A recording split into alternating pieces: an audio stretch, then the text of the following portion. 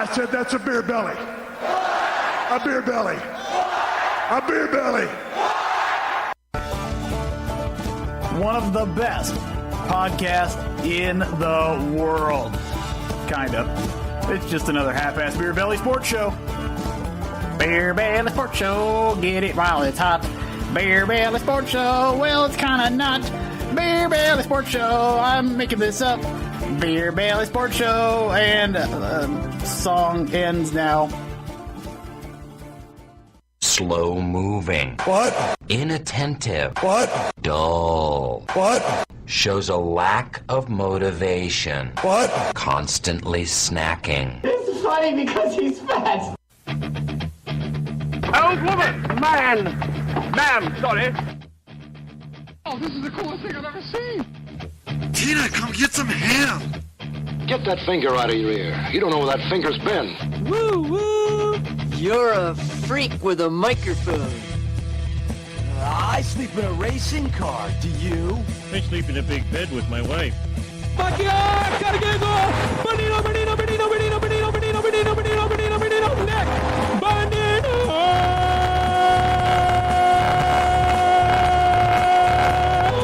Come on, thoda irada! Oh! Get to the chopper! Moss! Randy Moss is in for a touchdown!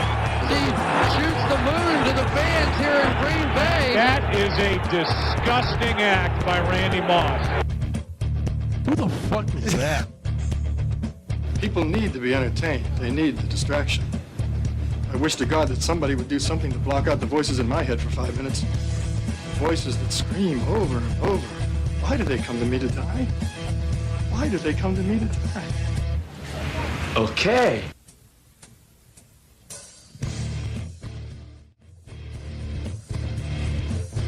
Good morning, good afternoon, good evening. Doesn't matter where you are. This is Beer Belly Sports coming to you live. Well, somewhat live to you on YouTube, an audio version the next day. Basically how it is. I'm Matt Geffrey, alongside of me, the one and only, the Minnesota Dad. Who's that? Oh, it's you. Oh, shit, I'm loud as Jesus fuck. Christ.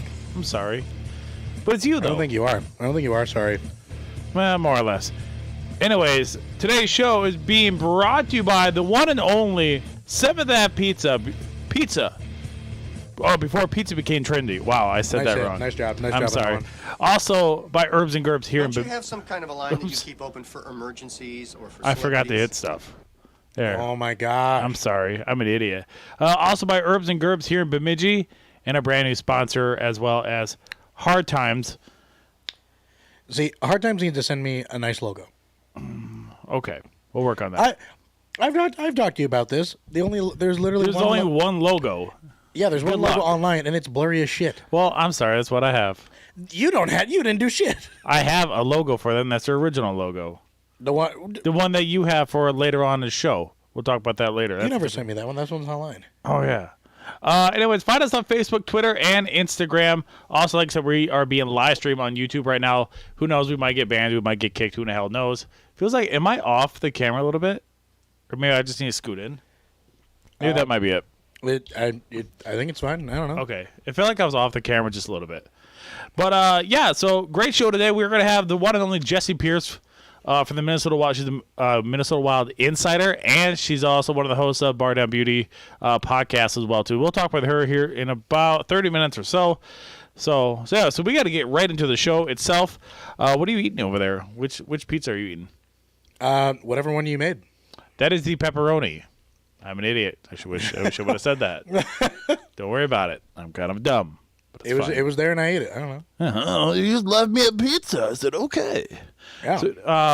So good stuff later on in the show. We'll have Misconnections as well too. One of our very popular segments. That's later on in the show. But last night I got a text from you about something that happened to you. What happened to you? What do you mean? Well, I got a great text from you saying like you did that somebody that you like very much follows you on the old Twitter machine. Oh yeah. Got a big old follow. So if you guys didn't check it out, I was on a podcast. Oh, what? It's called the Menly Stuff. Go check them out. I was on the podcast and I was on a show.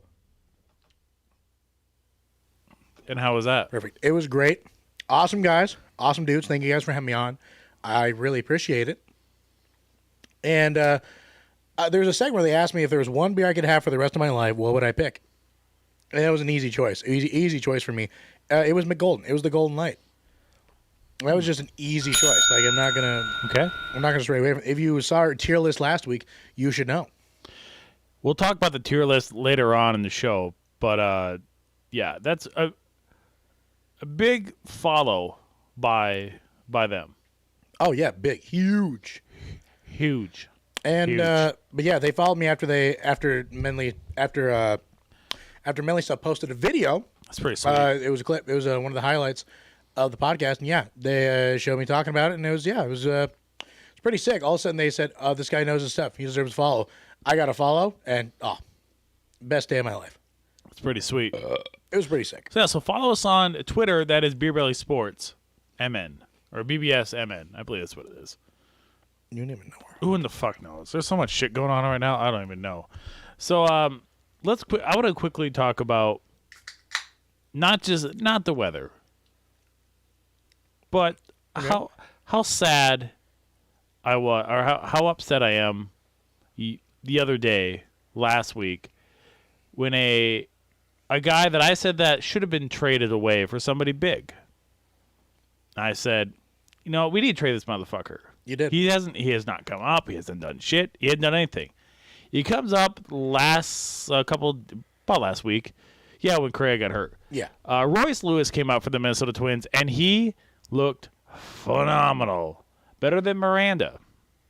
Oh, hell, he's done a lot better than Miranda. And Miranda's batting under $1. Yeah, so it's really hard to me to swallow my pride that I was wrong. You guys are right. You and Ted from Twins Daily were right. Damn right. And I'm sorry. You guys are right. I suck. You should be. So you should be sorry, because Royce Lewis hitting over 300, 2 home runs. He had like 5 ribbies. Oh, he had a was grand killing slam. Exactly. He ripping the ball. Ripping it. Ripping it. Even at the bottom of the lineup, he's still ripping it and gripping it. And he was playing phenomenal defense at short. Now, yeah, they were at a crossroads, because Royce Lewis was sent down. Sucks. Which does suck. And it does, like, the whole reasoning of it doesn't make sense. The whole reasoning is sending him down because, we want to get him adjusted to other positions. Fuck that. I don't give a shit. Fuck. I see it in 2 different ways. I believe that you get him trained to play a new position like first base, because Miranda's probably going to get sent down soon. You get him trained maybe even at third. I would say third way before first. I like way too athletic. Gio looks great at third. He's made some great plays at third. But also, Royce Lewis was making amazing plays at short. True. Like, the thing is, I think it's Urshela, or you put Arise, just because he's been playing first. But, again, when Larner comes back, which is when Miranda's going to get sent down. Yeah. The thing is with Royce Lewis is he's way too athletic to be put at first. He's way too athletic. So you're wasting a lot of talent if you just stick him at first base, personally. But I don't know. It sucks that they sent him down. That does make sense, because if you're sending him down to get used to another position, that's stupid. That's dumb. You're really telling me that having him get ready at third base is going to be so much different than him playing third base? You really think he's going to struggle that much here? And if he does, I'd eat my words. But I'd take a chance on it. He was ripping the ball. He was a big clubhouse presence. And even Correa asked upper management. He asked, I'm pretty sure, I don't know if it was Baldelli or upper management. He asked them what their reasoning was for sending Lewis down. Like, the guys love him on the team. The guys love him. So it does beg the question of, did they make the right choice? Yeah. Personally, I don't think they did. But that's whatever. That's just me. But yeah, no, I did too. I did, or someone tweeted on the Beer Belly Sports account. I don't know who. Someone tweeted on their account and said, tweeted at you, at Royce Lewis, like, oh, you think he's still Washington, he should be traded? Who said that? I wonder who. Who posted that? I wonder who. The higher ups. But higher ups probably did. Yeah, so that's a dub for me and Tab, right there. It's fine. Everything's fine. It's fine. Just quickly, there's this Twitter channel. There's Twitter page that's kind of been pissing me off. Which one? It's the former players you forgot, like Twins players you forgot about. Oh yeah, I know that one. And I like his stuff when he posts that stuff, but he's for some reason randomly he just shits on Ted. Aww. I don't know, and it's basically he was like calling Ted like a toxic fan and shit, and I don't like that. I think Ted is a very good fan. I think he's an awesome fan. I like hearing his stuff. Mm-hmm. If you don't agree with his takes, whatever. If you don't like that he tweets a lot, but like the thing is, it's informational stuff, and I like his opinion. If you don't like his opinion, okay. I don't think don't that makes follow sense. him. That's the thing. Like, and then he was like, "Oh, I blocked Ted. My page is so much better." It's like, okay, good for you. You had to tweet that. Oh, hey, look who I blocked. My life is so much better. Ha ha ha. Really?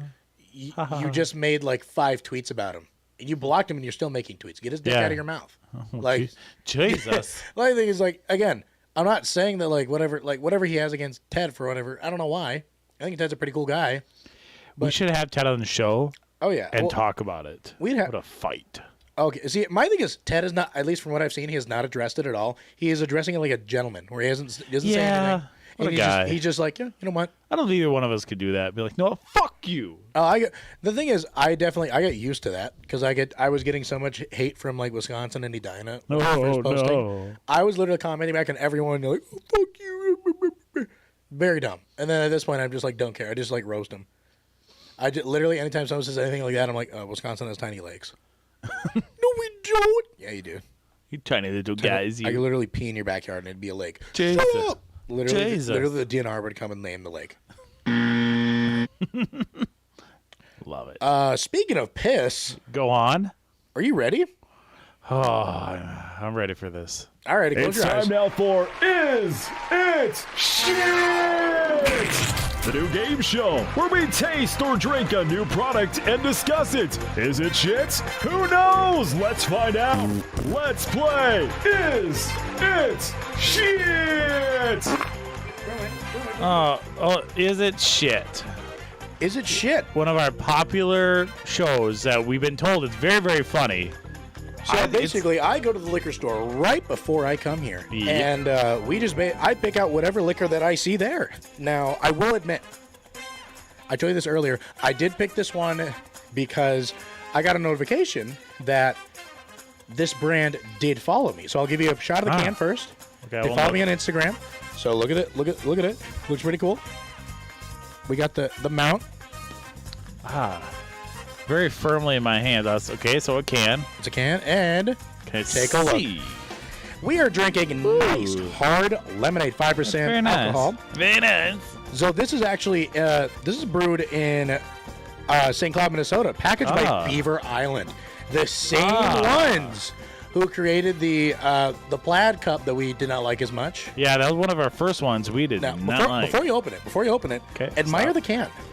See, it's a little different because here's the thing: it's the best of both worlds. Yeah, it's not like it's not just a one little silly little wrap. Yep, it's like its own kind of like koozie that's wrapped around the entire can. Oh, yeah. It's still just an aluminum can, but you got that. So hard it's worth the squeeze. Gluten free. Drink hard, play nice. Drink hard, play nice. Trying to see what other stuff they got on here. Doesn't look like they got a whole lot on this can. They're pretty simple with it. You know what? Fine with it. And I know that they also make some they make some like like twisted teas. They make like that kind of stuff. So yeah, nice hard lemonade. Let's open this bad bitch up. Delicious, absolutely amazing sound. That's a great crack. Great sound. Honestly, yeah, that's a great crack. That's what she said. Anyways, let's just jump right into this. And you ready to find out? Yep. Is it shit?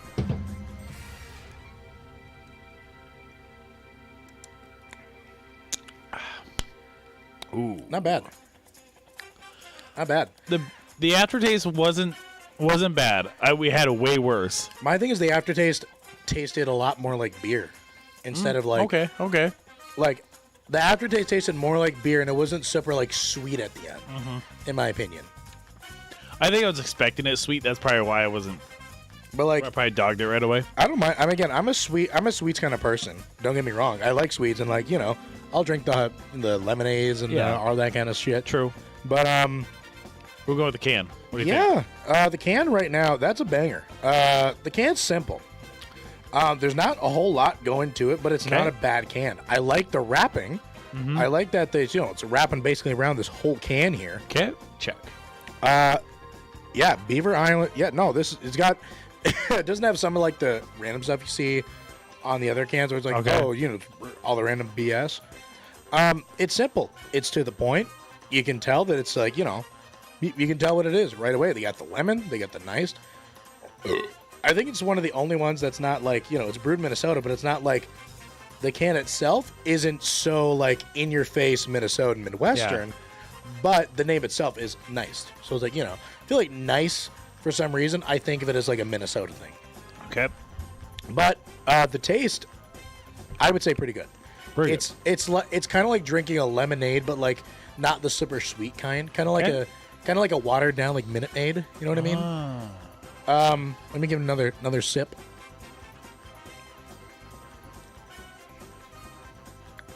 Yeah, not bad. That's not as sweet. I don't think you'd get gut rot over that. I don't know. Maybe, but I personally don't think you would. I could be wrong, but okay.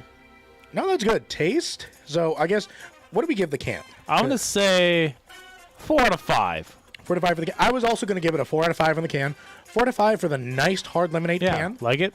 Love Good it. Job. Love it Good right job, there. boys. The taste. And girls, I guess. I gotta give it. I think also a 4 out of 5. I would give it. I would also give it a 4 out of 5. Not quite a 5 out of 5, but it's a fantastic drink. It's like on the edge for me.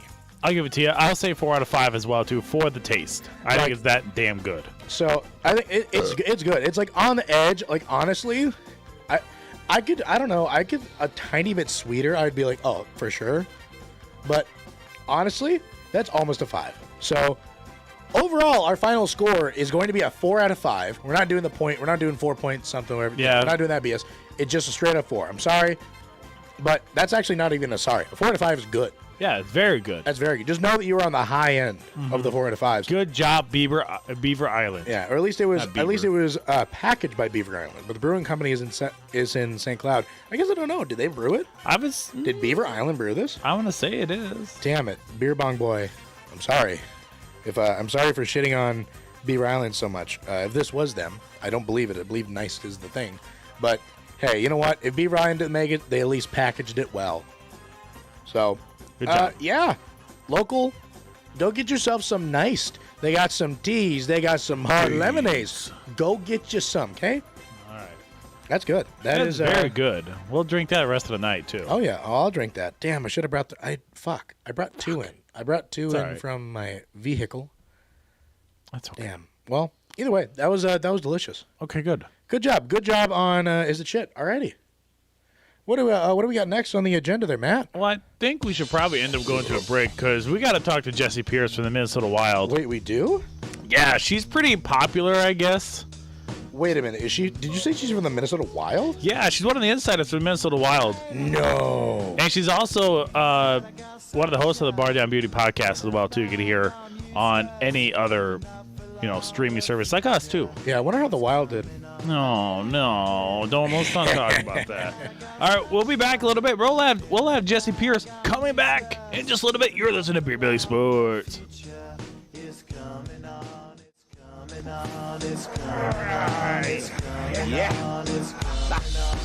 Finally, someone let me out of my cage. Now, time for me is nothing because I'm counting no A's. Nah, I couldn't be there. Don't you have some kind of a line that you keep open for emergencies or for celebrities?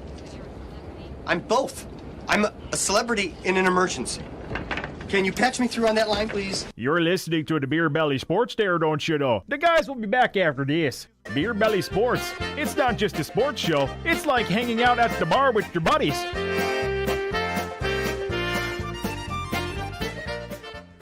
Hey there, all you Minnesotans. If you haven't checked out the 7th Avenue Pizza in Minneapolis, well, you should there, bud. Premium thin crust frozen pizza. 7th Avenue produces the highest quality, best tasting frozen pizza available in the market today.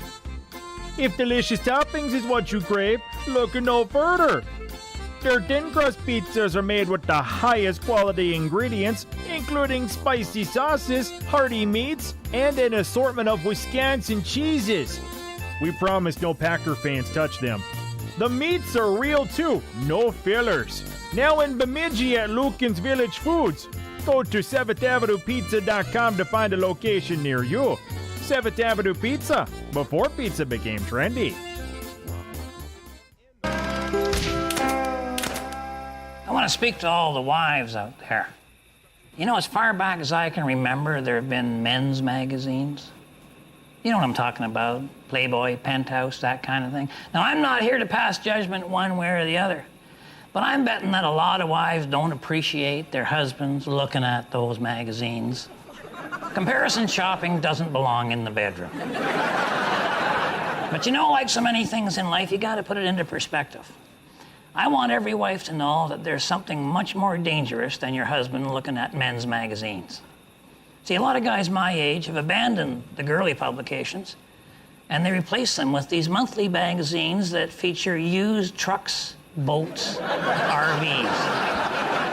They're all for sale, complete with pictures, and some of them are very suggestive. Now, I figure that's got to be a lot scarier than seeing your husband browsing through Playboy. Because when he sees pictures in a men's magazine, there's no chance he's going to bring any of those home. Remember, I'm pulling for you. We're all in this together. Beer Belly Sports. Well, some sports. More like half-assing for an hour or so.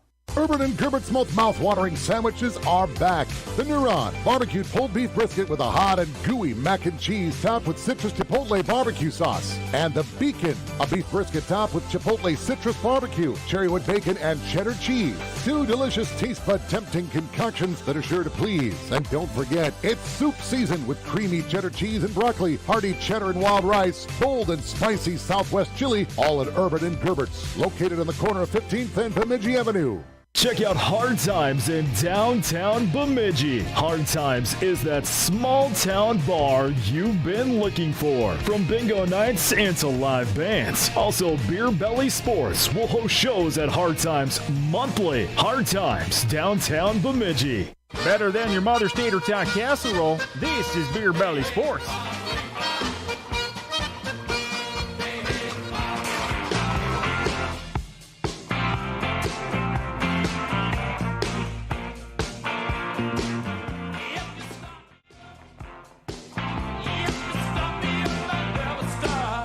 Welcome back to Beer Belly Sports. We're going to be semi-pro sports talk. I'm Matt Geffrey. Alongside of me, the one and only the Minnesota Dad himself. That's me. Oh, hey there, bud. Oh, hey there, buddy. So on tap with us tonight, we have one of the best Minnesota Wild insiders in the world. She's also one of the hosts of Bar Down Beauty podcast as well, too. We welcome back to the show, Jessie Pierce. Hi, Jess. How's it going?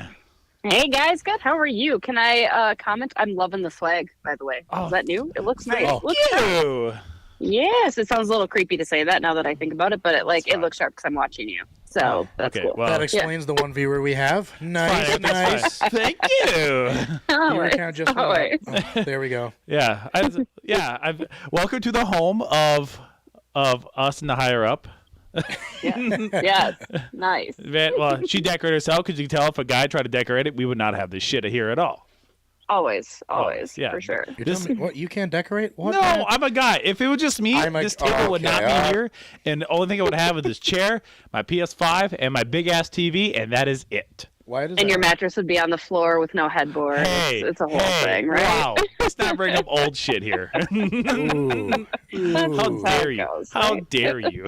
So let's rip the fucking Band-Aid off right away. How did you feel when the Wild ended their game the other last week, I guess, when the final 0-0s hit the board? How'd you feel? I mean, expected, really. Like, it's sad. I've been through this for too many years. I started to believe. My problem was starting to believe it was different. And then I was like, nope, here it is. That's not any different. It's fine. No, it's fine. No, it sucks because it was. It was such a promising year, such a fantastic regular season. And as much as Bill Guerin and crew want to say, oh, it'll be the same next year, it won't. Like, it's going to be very hard to replicate that, unfortunately. I mean, not saying that they won't be good. It's just what they had this year was, I truly think, something special, and they kind of squandered it away.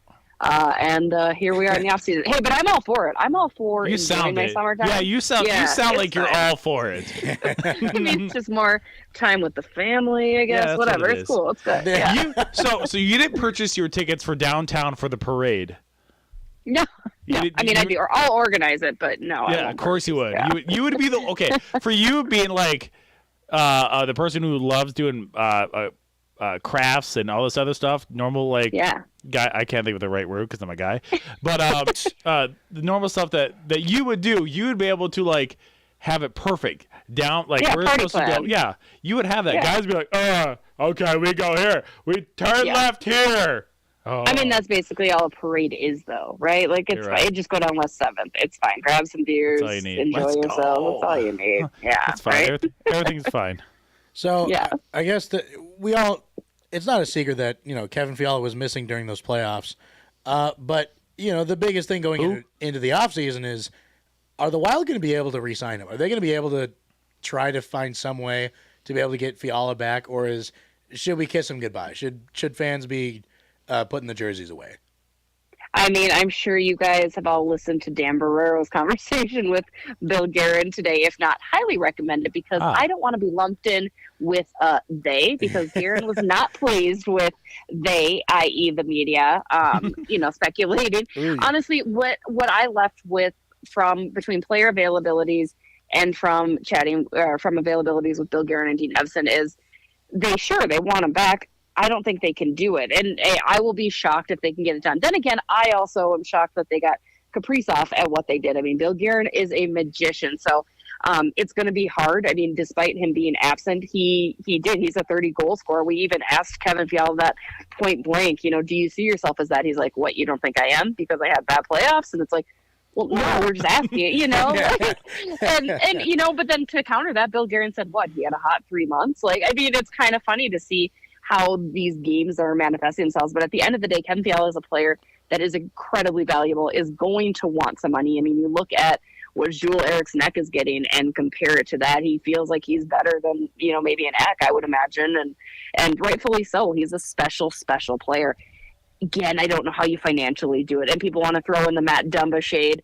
Sure, but I think everybody but 97 is movable. You can make whatever you want work. I mean, 97 is the only guy that is there for the long term at this point. So, I mean, don't forget that you can move other people than Matt Dumba. Everyone wants to say Dumba, but there are others. So if Billy G really wants Fiala back, he will find a way to make it happen. But I think he's not going to cry himself to sleep if he can't either.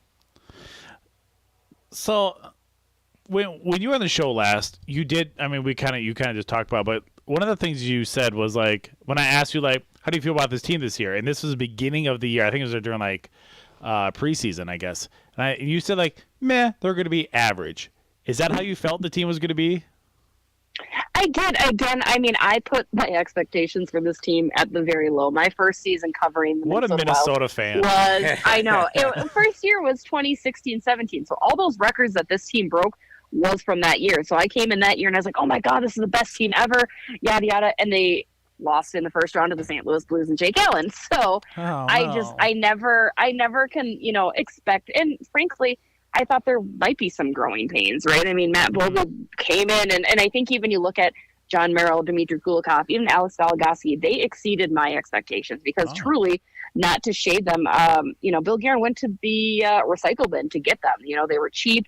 They were able to kind of plump up the blue line, but they weren't expected to do a whole lot. And good for them that they absolutely over-exceeded those expectations. I mean, I think you ask anybody, Ryan Hartman's going to be a 30-goal scorer. Love him to death, but no. I mean, I think everybody really stepped their game up, and that's great. I mean, even the Ek-Foligno Greenway line, which everybody came to know and love, nobody saw that coming. So, I mean, I stand by what I said. I thought they were going to be fine. I'm happy I was wrong, right? Because it made for a much more thrilling season, a much more fun season for me to cover. But yeah, I mean, I don't think anybody could have foreseen them over exceeding like they did. I love giving you shit about it the entire year, though. When they're up here, and I've instantly give you shit about it. Yeah, just Pistons are going to be average. I mean, you want to come for me, and I will own this in our next Bardock Beauties podcast. I thought Chicago was going to make the playoff, for God's sakes. And I was wrong. Time out. That did not. You go to the penalty box, I guess. You're done. Hey, you're done. I will call I called the Kapokakinen thing, but I will also, claim to my misses as well. So sometimes you shoot your shot and you're wrong. Other times it's a 3-pointer, but a couple of those I was a little off on. Hey, shooters got to shoot. You got to do what you got to do. Exactly. So kind of on the topic of Chicago, we got Fleury from Chicago, obviously to bolster some problems, at least at the time, at the goaltending position, or uncertainty at the goaltending position. And I didn't think the attitude was really that Fleury was going to come in and be the guy, but then Talbot really stepped it up as soon as that happened. Do you think that in the playoffs, do you think that Fleury would you keep it the same and have Fleury be the guy? Or would you have said, Talbot, you got us here to finish the job? No, I would have kept it the same way. I have been probably unfair. I've been so critical of Cam Talbot all year. I think Cam Talbot is a fine goalie. And even during that stretch, he didn't steal any games, in my opinion. The team won, right? The team was playing really, really well. And Cam Talbot gets those wins. And I'm not saying he was bad again. Like, he was fine. I think his best game was the 2-1 victory against Calgary right toward the end of the season. That was a game that he really absolutely stole from Minnesota, because Calgary could have run away with that. And that was his best game in that stretch. And, frankly, and I go back to this point too, they got Marc-Andre Fleury because they didn't trust Cam Talbot. So, yes, it's great that Talbot responded the way he did, but at the end of the day, he lost his starting position to Kaapo Kähkönen at one point in time, and he made that uncertainty a part of it. So Cam Talbot, I don't think even really got them there, right? The team themselves were going to make the playoffs regardless of how Talbot played, regardless if they had traded for Marc-Andre Fleury. And that's why you didn't get Marc-Andre Fleury to get you through the regular season. You got him for the playoffs. And even Dean Evason had said, you know what, he has 3 Stanley Cups. That's what tipped the scale. I would have maybe put in Talbot in Game 5 versus Game 6, because you did put him in a lose-lose situation, really, going in cold again. Otherwise, I would have had Fleury just finish it out at that point. But really, I would have probably kept things the same. I would have, as far as starting Fleury over Talbot. Again, I think Talbot responded well, and I love that people jumped on that wagon, but he still is he's an okay goaltender. He's a good goaltender. He's not a great goaltender. And so I don't know that the outcome would have been entirely different had you started with him either. There's so many options out there for this team, like you said. Billy G can really do anything. But what do you want to see for this team? Who do you want to keep, and who do you want to get rid of? Oh, I don't want to get rid of anybody. I mean, you saw how well they did, right? Like, Dude, you went right to the throat, I don't Matt. know. Jesus. Yeah. I can't. I mean, like I said, I'll stick my neck out when I need to. But really, I mean, it's hard to say. I you know what? That's a lie. I would get rid of Dmitry Kulikov. I liked him. I would maybe get rid of Alex Alagaski.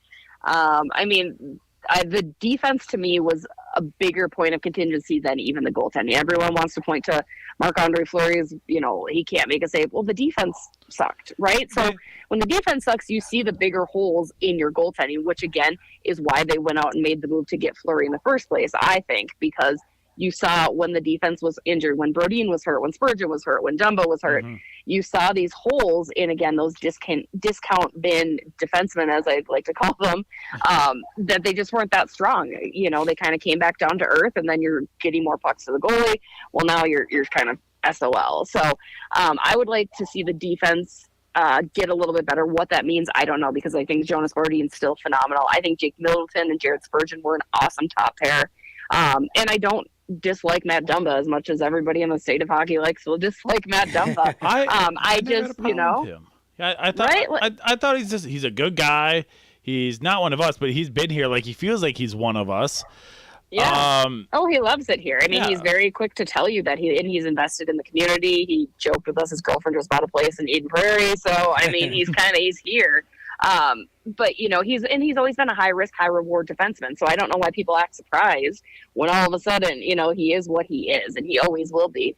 And again, Bill Guerin has so much stress the character that he brings to the room, the character Jordan Greenway brings in the room, right? I know people are critical of him, but no. Back to the initial question, I would say definitely defense. Figure that out. Figure out what you're going to do with Kalen Addison. It doesn't seem like they think Kalen is a guy that can step up. Okay, so is Carson Lambos your next up? Is there a defenseman out there? Because again, the tough thing is, I don't know what you can afford to get out there beyond what you already have. Jacob Middleton, I imagine, is going to want a little bit more, but he's probably pretty cheap because I think he really genuinely liked being here. I think Kulikov, he could probably move. Johnny Merrill, I wouldn't hate bringing back. Again, he's another cheap one, and Alex Algoski, they already kind of committed to that one as well. So the reason it goes down to Dumba is because is he the most movable with the most free space to keep a Kevin Fiala? Sure. But I go back to everybody's tradable except 97. Yeah, true. I like it. So this year we definitely saw a good chunk of Matt Boldy and about how good that kid is. I mean, without Kaprizov there, like Kaprizov, we're going to be talking about his rookie season for a while, but Matt Boldy's rookie season was nothing to scoff at. He had a very good first outing for the Wild. Do you think that Marco Rossi? Do you think that next year could be his year in the line of Wild who was having good rookie seasons? Yeah, it very well could be, and I think that they're hoping it will be. Bill Guerin even said that directly. We hope so. I think Rossi was certainly frustrated that he started down in Iowa, right? He got a look, and it just wasn't there. But I think the thing that I constantly reminded Minnesota since Bill Guerin stepped into this role is the patience. Remember, everybody wanted Matt Boldy to be in the playoffs last year, and it was like, nope. You got to have patience. Well, that patience paid off for Matt Boldy because he seamlessly transitioned. Now, granted, I also think college hockey plays a large role in the transition from, minors to the pros. I think it seems to be college hockey players with that experience have a little bit easier time. Kirill Kaprizov being a large exception naturally, right? But Marco Rossi, I think he got some valuable learning experience. I think the biggest thing, and we had him on the podcast a couple weeks ago, and he had mentioned there is a physical element that he just wasn't used to. He was hurt a lot down in Iowa, and I think that is a concerning factor when deciding whether he's ready or not to be up here. That was a reason you didn't see him as part of the Black Aces as an option for the Wild, is because he had just finished an injury and they wanted to make sure he was fully healthy. And again, that has nothing to do with the past COVID health issues by any means. It's a physical game. And granted, the AHL is a far more physical, rough and tumble game than he's going to face in the NHL. But, I know everyone's so excited. So I'm curious to see what he can do because he is a true centerman, right? He is a true number one center too. I easily moved Freddie Gaudreau over to a wing and slot Rossi in. I think that could be a really tangible line there with Boldy. But yeah, all signs point to yes, he's just got to come out the gates and really, really earn that spot because Bill Guerin is not just going to give it to anybody. Why does Dean Everson always look like he's pissed? Like it doesn't matter if he's it doesn't matter if he's like if they win or they lose, he always looks like he's pissed, and I never understood. And it looks like he has a tattoo up on his upper bicep, which I do want to see what it is. He's got two. I've seen I see peaks under both the sleeves. Yeah. It's funny. I even mentioned this. I never got a good read on Dean, right? The whole time last year when he took over, and I was like, I just don't know. Well, we had him on our podcast beginning of the year. He is funny. He is a funny dude. And even there were so many times this year that he would just kind of chirp me a little bit. Like I walked in late to a presser. He's like, hey, Jesse, thanks for showing up. And then he wouldn't let it go. And I was like, it was one time. I was late, man. I didn't even need you. And he just wouldn't let it go. Yeah. It was, he's a really fun person. He likes to give it to you. I think his biggest thing and the reason he's probably so kind of, I don't want to say vanilla necessarily, but he definitely put the wall up, and I think it's because he doesn't want to become bigger than the team ever, and I can say that about a lot of NHL coaches, right? And Herb Brooks was notorious for that as well, but he does. Dean, it's funny, he says the same things to us over and over again. If I have to hear any guy in a Minnesota Wild jersey can play with anyone, it's like, well, can they? Because you haven't changed your lines in 3 months. Like, I'm just saying, like, but I think there was a reason for that. I think that's just kind of who he is. He wants to be a little bit guarded with the media. And I think that's fair. I think that's how much he respects his players. That's how much he respects his staff. He made sure that his staff was extended before his big extension was announced this offseason. He makes sure he talks to a player about being scratched before we do. And apparently he didn't know that we could tell who was scratched or who was starting, because he's like, what do you mean? And we're like, well, if they're last off the ice, they're obviously not playing. He's like, oh, so then he started messing with us and wouldn't do it anymore. Yeah, he was like, he'd start having his press conference so we couldn't watch, and it's a thing. But no, I mean, I think there's that. Yeah, there's that tact. He's a good dude, and happy to have gotten to know him a little bit more this season even. I never met a coach or a front office person who's ever like open to the media all the time. Never have. Bruce Boudreau, hands down. Was he? Oh God, he was. That was so high.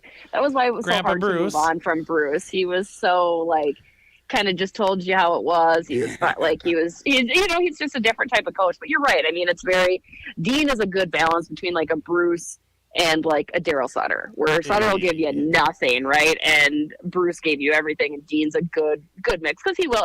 And when Dean doesn't give us stuff, he's quick to say, sorry guys, I'm just trying, I'm trying to do this or that. And it's like, it's fine. We're trying to do our job as media members as well. But yeah, you can get both. I think Dean's probably right in the middle of it.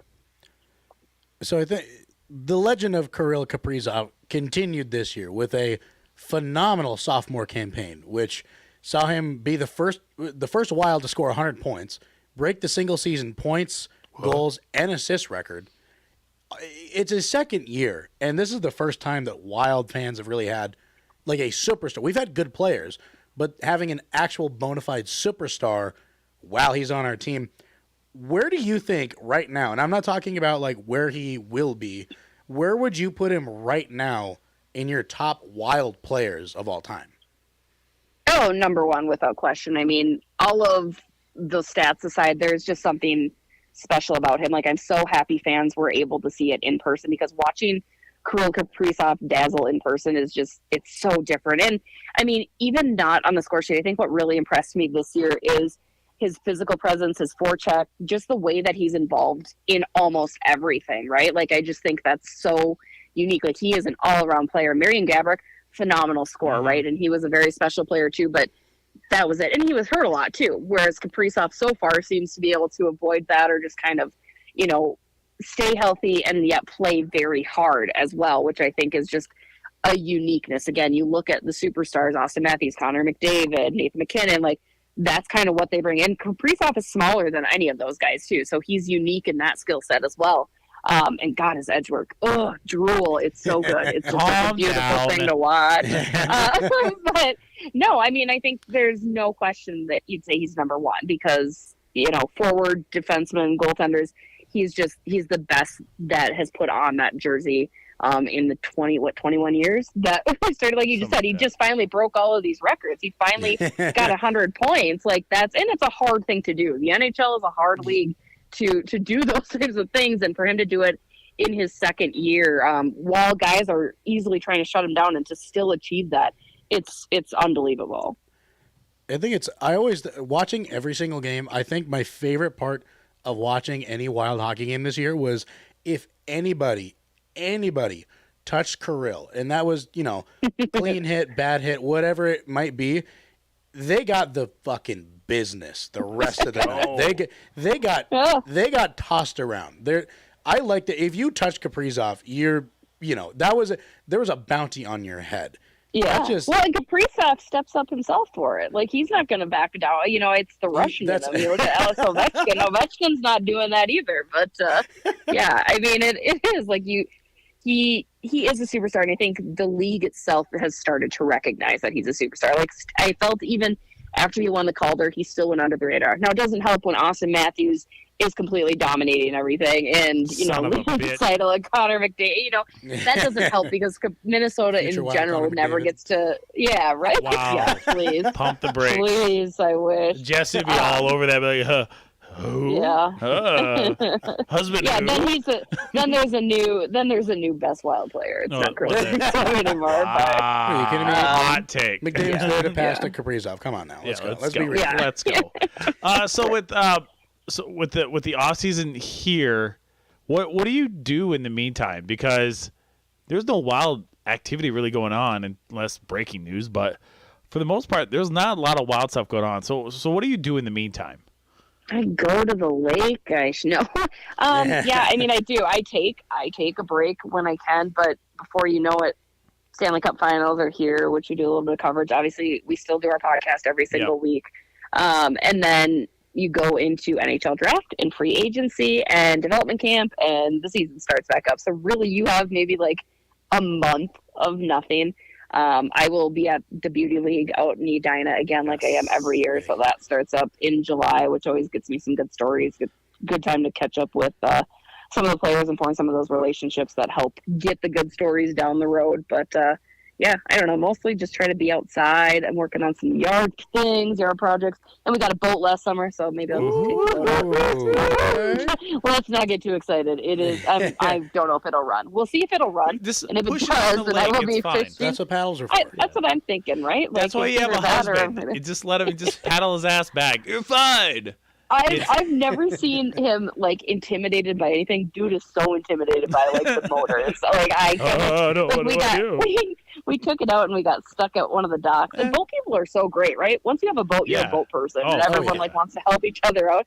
And he was like so embarrassed that it wouldn't start. I'm like, just ask these boat people. We're boat people now. And you know, I had a couple of summer shandies, so I was feeling fine. Like, hey, come help us with our boat, and they did. It was awesome. Okay, well, we never know. Okay, first of all, Guy would never ask for help. I mean, you should know this. Like, he's like, oh, we're fine. We'll be okay. You guys need to move on from that. No, it's not. No. We're not gonna be able to do that. We can't get over it. Ask for directions while you're. Oh hell no! Ash will do that too. Do you know where we're going? Yeah. She's like, no, you don't. It's fine. I know where I'm doing. Dude, that's what Google Maps is for. Come on, man. But when you're out in the middle of nowhere, maybe you want to take the back road. See the back road. Why would you want to take the back road? I don't know. Something different. Oh, okay. Don't. You're the person who goes up. Something different. You mean you got lost? There's two ways to get back to Bemidji from the cities. And there's Motley and Brainerd. You strike me as neither. You strike me as someone who would like take. You would like Park Rapids. Oh God, you're a person who I'd be like, okay, you're gonna make this 4-hour drive into 5.5. No, I made this point clear on the Minnesota Means page on Facebook. Like, there's two ways you can go back. If I have a child, if I have Kennedy with us, I go through Brainerd because you have more stops. Motley, if you get stuck, you're on the middle of bumfuck nowhere. So that sucks. With no service. Yeah. So there's that. So I go through Brainerd if we have Kennedy. Fair. Just to be safe, because we got out of time at Kennedy to go potty. No, I'm fine. 2 minutes out of town. I need to go potty. Fuck. That's how it is. Yeah. Wild playoff atmosphere. How is that like being there because we were up here, of course, but wild playoff atmosphere this year. Like, I feel like more people just had hope this year, which that sucks for us. You know, that the sad temptation of hope. But what was it like actually at the XL with this energy? I mean, game 1 sucked, but like game 2 was pretty good. No, honestly though, I think the playoffs are always such a special animal. Like, I remember even going and I felt the same excitement, even when you knew they were probably going to get bounced, right? Like, it's a lot of fun. They did a really nice job. Game Ops did a great job getting the crowd riled up, getting some new videos in there, doing the on-ice stuff. I mean, the extra excitement is the extra excitement you've really seen all regular season. Like, people are there forever before. I mean, most people are down on the glass before I'm even near the rink. Like, it's crazy. And people's cheering for Foligno and Zuccarello. I mean, for every single player got so loud. And when Marc-Andre Fleury came into town, I mean, future Hall of Famer. I think people forget, like, it's not just the pedigree. He's a legit future Hall of Famer, which Minnesota has never had, right? Like, you have this guy it's unbelievable that he's here in a Wild jersey, and nicest person I've ever met in my entire life too, by the way. So sweet, like, just so kind. But yeah, no, I mean, the playoffs it was great, but I give credit to the fans. They were fantastic all year. I mean, they were loud. most of the time they stayed, even when there were some not so great losses, including that game one. You know, but it was, I mean, the fans were on another level. And again, Kirill Kaprizov is a large reason for that. Absolutely. This is, it's not that I've always been a big Wild fan, but also the thing is when my favorite player and like my idol growing up was Mikko Koivu, and I love Mikko. Sure. I love Koivu so much, but just to see the talent level between like Koivu and Kaprizov is insane. Like kids are growing up now watching this team, watching Kirill Kaprizov doing what he's doing. I guess, how do you think that his impact will impact like Minnesota as a whole? Because I know that for me, like guys who are like superstars impacted me. Joe Mauer, that is one of the most influential Minnesota sports athletes of all time because he was a superstar right out of the gate from Minnesota. Now with Kirill, he's not from Minnesota, he's from Russia, but still, it is a superstar that kids get to grow up with watching. Do you think, like, how big of an impact do you think he's going to have on just the hockey culture for kids, not just kids growing up, but just in general? I think it's him. I think it's everybody on the team. I think the NHL in general, you're seeing a shift in the right direction that's going to get a younger audience more engaged in hockey, whether they want to play, whether they want to just be involved as a fan. I mean, I think the thing that this team did, Kirill included, is they had so much personality, which you never saw. I mean, Kaprizov, his end of season presser, apparently he can speak English really well because he spoke English fantastic to us. But, you know, it's just that personality and letting fans see that, that's huge, right? The skill itself is great, but I think you see that talent across the league in general, and it is something to see it in person. And again, you're going to find a fan for life. But I think this year's team was so different in the fact that they were willing to have fun. And, you know, Mikko's a very stern Finnish person, right? So I think you had these old guys and this old regime were very old school NHL. Yeah. So for the younger kids, that doesn't appeal, right? Now you've got the Wild on TikTok. You've got Polino doing different things. You've got, I mean, you know, it's just, I think beyond Kaprizov's talent, I think in general, it was so huge. And I think that starts with Bill Guerin giving the team access. Like I had a friend who used to work for the Wild. They never had access to the players like they do now. And so now you're seeing this video content. You're seeing these hilarious commercials, the not weird but wild things, you know, like those are fun. It's so much fun because again, that's a thing that an everyday casual fan can pick up and all of a sudden, hey, let's go watch this kid. Oh my gosh, Kirill Kaprizov's great. Hey, now I kind of want to sign my kid up for hockey. So there's just that trickle effect in general. So yes, I think Kirill Kaprizov has an impact skill-wise, but beyond that, I think just having this personality and the fun. I mean, people forget that hockey is fun, and these guys are showing that they're having fun, win, lose, or draw. It's a good time. So again, it's something that you'd want your kid, your family to be a part of for sure. So my last question is more of a thing of, you brought up how it's a lot easier now for kids and everyone to be able to watch and see the Wild, you know, on TikTok and everything like that. Bally Sports announced that they will be having in this quarter their own streaming service because Bally Sports has Bally Sports and Fox Sports. Geez, I'm like mad. I can't talk. Shut up. They've been really unavailable to a lot of people who've gone on to streaming. It's not on Hulu, on the Hulu Plus, on YouTube TV. It's only on one streaming service. What do you think about having their own streaming service to go around having to get like YouTube TV and stuff? Because personally, YouTube TV is a lot easier to do because you don't have to set up a cable box. You can just, on your smart TV, just have it there. How much do you think they're going to make with this? Because here it's like $20 a month or something for when they do eventually have it. And do you think it's a good idea? Will it stop people from coming at me in the comments every game as far as access goes? Because that's really all I care about. Like, I guess I don't have an opinion, and granted, I'm spoiled, right? Because the league pays for my NHL TV. I know, fancy. Do you not get Let me take that brag up off the floor. Yeah, I don't get nice. blackouts. No, I get to choose. Wow. I get to choose where I watch, which stream I watch to, and I can watch 2 games as. Oh, it's beautiful. Wow. Props to NHL Live. Shout out to NHL Live. Are you from Medina by chance? Yeah, you sound like you need Dinah person now. Just please.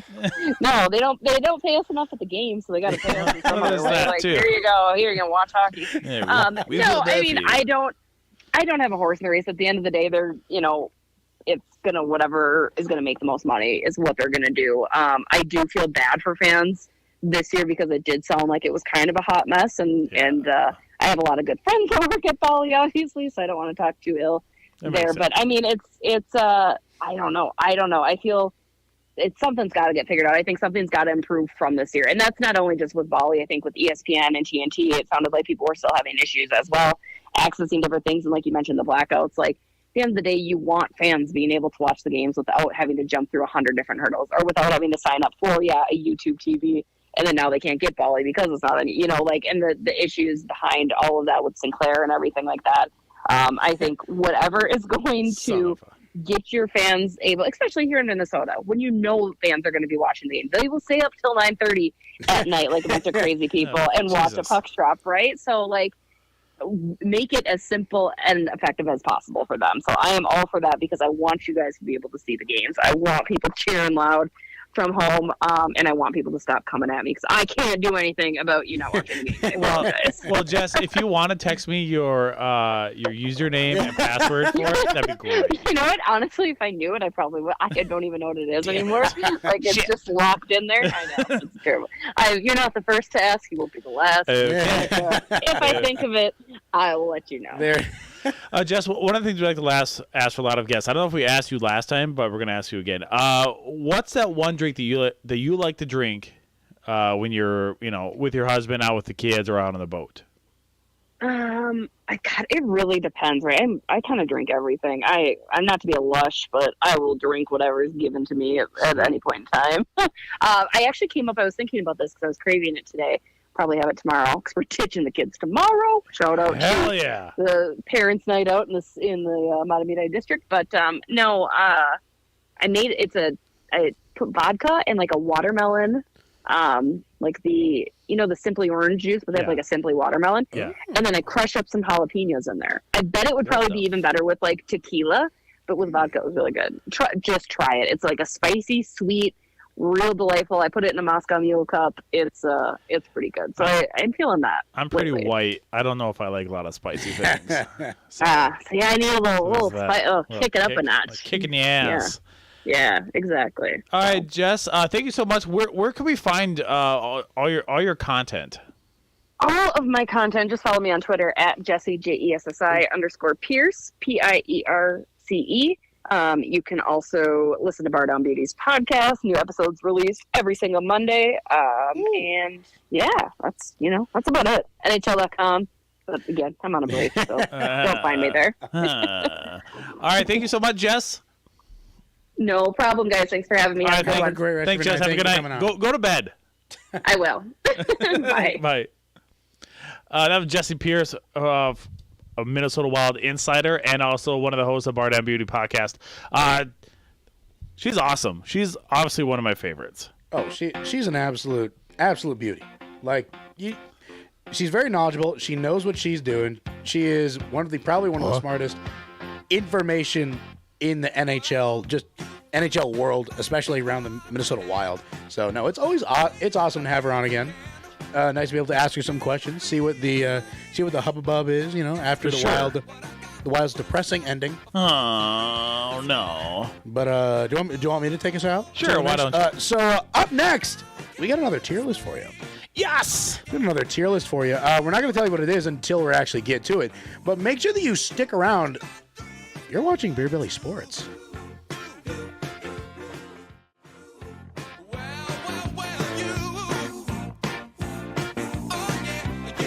You're a freak with a microphone. The semi-pro of sports radio, Beer Belly Sports. Hey there, all you Minnesotans. If you haven't checked out the 7th Avenue Pizza in Minneapolis, well, you should there, bud. Premium thin crust frozen pizza. 7th Avenue produces the highest quality, best tasting frozen pizza available in the market today. If delicious toppings is what you crave, look no further. Their thin crust pizzas are made with the highest quality ingredients, including spicy sauces, hearty meats, and an assortment of Wisconsin cheeses. We promise no Packer fans touch them. The meats are real too, no fillers. Now in Bemidji at Lucan's Village Foods. Go to 7thAvenuePizza.com to find a location near you. 7th Avenue Pizza, before pizza became trendy.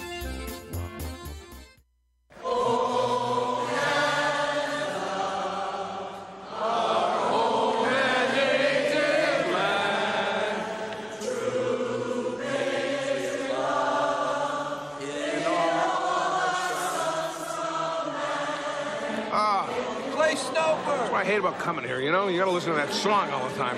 Check out the flag. Now, what is that? Was that a weed on there or what? Come on, give me a break. Nice flag. Let's go! Let's go, drop the puck! Let's go! Who fakes it? Go, fakes it!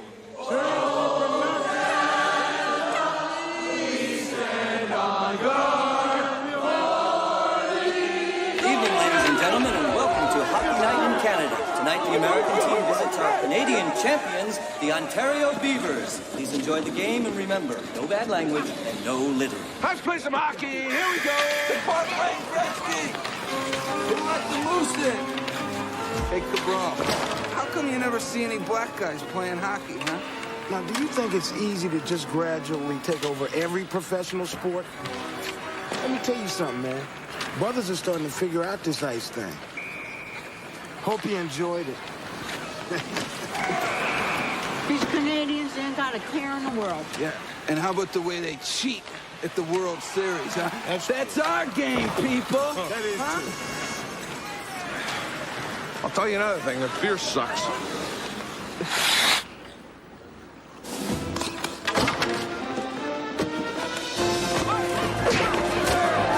You're listening to the Beer Belly Sports there, don't you know? They continue to be the semi-pro of the sports talk world. Hey, this is Brad Johnson, former quarterback in the NFL for the Minnesota Vikings and Super Bowl 37 champs for the Tampa Bay Buccaneers. So appreciate being on the podcast with Beer Belly Sports and appreciate you guys keeping on my career.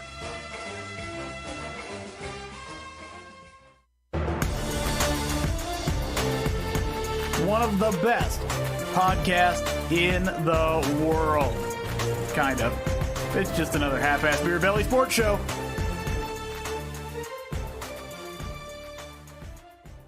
Urban and Gerbert's most mouth-watering sandwiches are back. The Neuron barbecued pulled beef brisket with a hot and gooey mac and cheese topped with citrus chipotle barbecue sauce. And the Beacon, a beef brisket topped with chipotle citrus barbecue, cherrywood bacon, and cheddar cheese. Two delicious taste bud tempting concoctions that are sure to please. And don't forget, it's soup season with creamy cheddar cheese and broccoli, hearty cheddar and wild rice, bold and spicy Southwest chili, all at Urban and Gerbert's, located on the corner of 15th and Bemidji Avenue.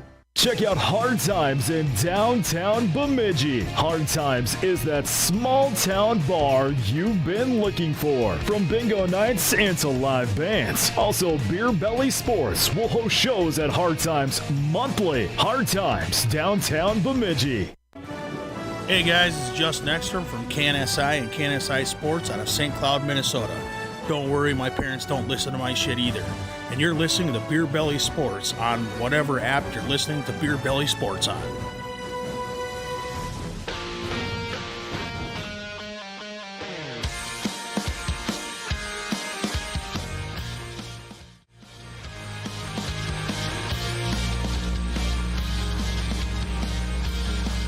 What a banger song to come back from break from.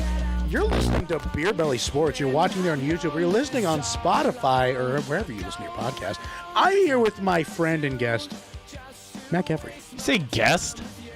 Yeah. Oh, why I say guest? Are you so used to saying? I'm so used to saying guest. I don't know. It's odd. Anyways, anywho, we both created this show. No, you created it. I just joined. I did for the revision. The revision of it. The revised of it. The revival. The revival. The revival. True. Anyways, Matthew. Yes, buddy. We got another tier list. Okay. So, this tier list we have today for everyone who is watching or listening at home, whatever you want, we have Minnesota Legends. This is the Minnesota Sports Legends. Got it. And let me explain beforehand. Before we get ripped, before we get shit on by someone who doesn't understand the fucking rules, so fucking listen. So we are doing just the 4 big Minnesota sports teams currently. So we're not talking about the Minneapolis Lakers. We're not talking about the North Stars. We're just talking about the Twins, Vikings, Wild, and Wolves. And there's a cap. So we're talking about those 4 teams, and there's a cap of 6 players per team. So, because if we had this as like, no cap for each team, it'd be all Vikings. It'd be all Vikings and Twins players. Oh, for sure. Because the thing is, they're the teams that have been around the longest. And you would have 2, maybe 3, probably 2 Timberwolves players. And that's the thing. So to make it fair, we have 6 of each. So let's start this baby off right. Let's go. I'm going to start off with an obvious one. Joe Mauer. Joe Mauer out of the gate. He's an S tier. So he's an S. I'm going to tell you this now. Well, okay. He's an S tier. So I want you to name the tiers for us, so people don't. So the tiers we have, we're going a little bit simple this time. Let us know if you wanted the other way.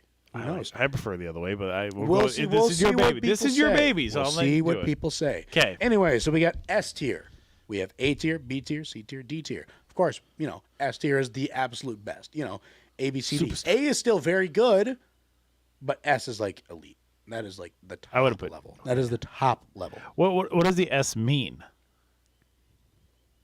Whatever you want it to mean, baby. Superstar. Stud. Anyways, Joe Mauer. Joe Mauer's an S. I'm not. This one is not debatable. Okay. I will say this.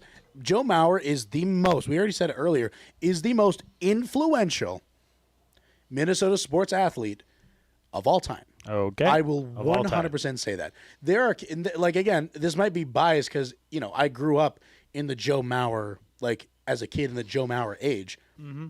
But there are so many kids, including me, who were only catchers because of Joe Mauer. Wow. That's the thing. Joe Mauer had such Not because you were big? No, not because I was not big then. Really? But Joe Mauer is such a he's a Minnesota cultural icon. He's born and raised in Minnesota. Okay.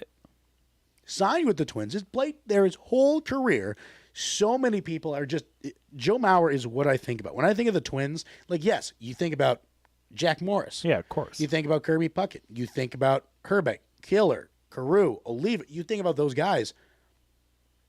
Mauer is the guy. Mauer is you can't really speak it into make it make sense. Yeah. But Mauer, S tier. He is just, and again, this isn't saying who had the best careers.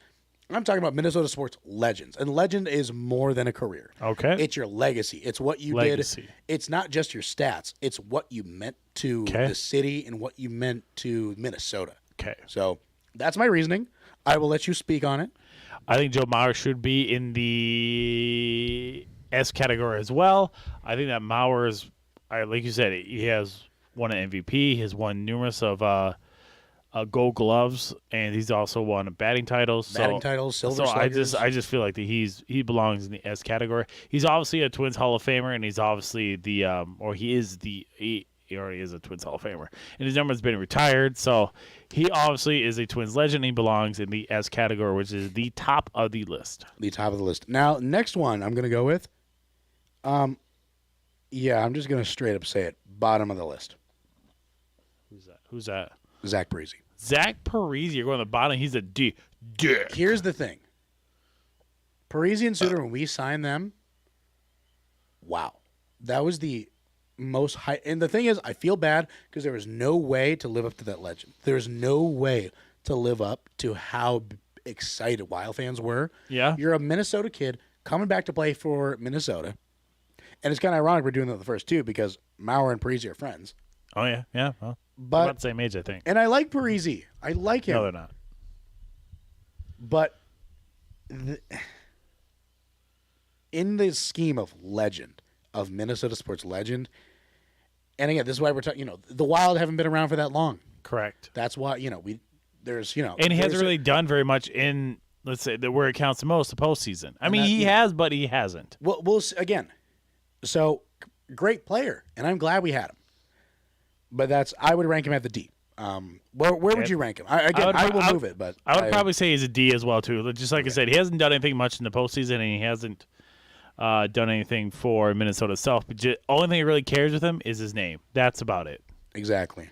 Next one, I assume we're both going to be S tier with this one. Kirby Puckett. Oh, 100% Kirby Puckett you gotta love him. He is one of the most lovable guys. Tragically died early, but everyone in Minnesota loved him. Not just Minnesota, the country loved him. Yep. Everybody loved Kirby Puckett. Kirby Puckett is just, he like, honestly, when I think about like the 80s, I think Kirby. I'm like, damn, Kirby. You think Kirby in the 80s, huh? Oh, dude. The thing is, 87 is iconic. Like, my thing is, when I think about like the Twins, like the Dome and the Twins, it's the late 80s, early 90s. Okay, I agree. I agree. That era right there is the Kirby Puckett era. It just hearing the call, deep blast to center field, touch them all, Kirby Puckett. Oh, John, Gordo. I love Gordo. God, he'd be an S tier if he was on this list. He But would we only be have too. players. Oh, we only have God, players. we have broadcasters? So don't fucking tell me, what broadcasters? No, don't fucking come at me. These are just players. And again, we have to cap it at a certain amount. So, So again, best. so we already said this here. Kirby Puckett, Kirby- S tier. And we're also, not trying to be, no. we're also trying not to be biased because Dad and I are both huge baseball and Twins fans. So we're not trying to be biased with it. But also, we have to be a little bit more biased towards the Twins since, they actually won a fucking ring. 2 of them. So we get shit on. Next one we're going to go with Harmon Killebrew. Harmon Killebrew? The killer. The killer. Man. I want to say Killer belongs in the S category as well, too. Again, not trying to be biased with being a huge Twins fan because I'm branded a Twins fan and I got Twins memorabilia up on the wall. And I just feel like that the killer grew up in Idaho. This man, I believe he's on the top of the list just for the fact that he has crushed home run balls. He's one of the top, I think he's a top 5 home run king out there. See, that's the thing is in baseball. Harmon Killebrew is iconic. Harmon Killebrew is iconic, and I'm like in the middle of like S and A of like again, probably the best Twins baseball player of all time. Okay, and I guess the thing is, I wish that I would have known growing up in that era of like growing up in the era of the killer, of like what would your opinion be? Yeah. So, but I think I'm comfortable putting him in S tier because he's just at the time when Killebrew ended his career, he was second in home runs. Next to who? Babe fucking Ruth. Babe fucking Ruth. Insane. He is one of the greatest players of all time. Not just Twins in general. Okay. Harmon Killebrew is an absolute beast. And also Killebrew up here is pretty insane. It is really good. So there's that too. So on to this one. I had a discussion with my friend about this today. Kevin Garnett. Ooh, KG. Now, I understand he is the greatest Wolves player of all time. Yep. With that said, I would put him in A, not S. You know what? I actually agree with you. I'm going to say it's an A as well because he didn't win us a championship. He didn't win. It was great that he got us in the finals, but he didn't get us to the promised land. But there was also other things too that happened. But there's other factors in it. But like it is Kevin Garnett is an amazing player, and again, the Wolves never really gave him a shot to win here that well. But Kevin Garnett is a amazing player, amazing talent. But in the ways of like, Mauer, Puckett, Killebrew, shaping a generation. Yeah. Again, I do believe that Kevin Garnett helped build basketball in Minnesota, but I don't think it helped it nearly to the degree of what those three guys in the S tier did. We should change S to generational players. See, it's it's too late to change now. It's too late. Well, it's fine. It's too late. But I get what you mean. But it's. I guess KG was a generational type player because all the shit talking he did, and he also wanted to stay in the state of Minnesota and play for the Timberwolves even with their shitty years, and he came back to Minnesota.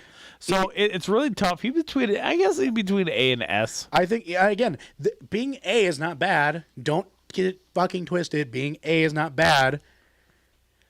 It's just the S is the elite of the elite, and I do think again. Kevin Garnett, there is a very serious argument to be made for S. But not today. Okay. Now let's go on to a Viking. Randy Moss. Randy fucking Moss. Again, I feel like we're stacking it up here, but I think you cannot put him anywhere else but S. Correct. Like it's really hard. It's really hard to see like either you're an S or a D. One of the greatest if not the greatest, depending on what your opinion is, wide receivers of all time. Vikings history, without a doubt. Obviously. He has an amazing resume.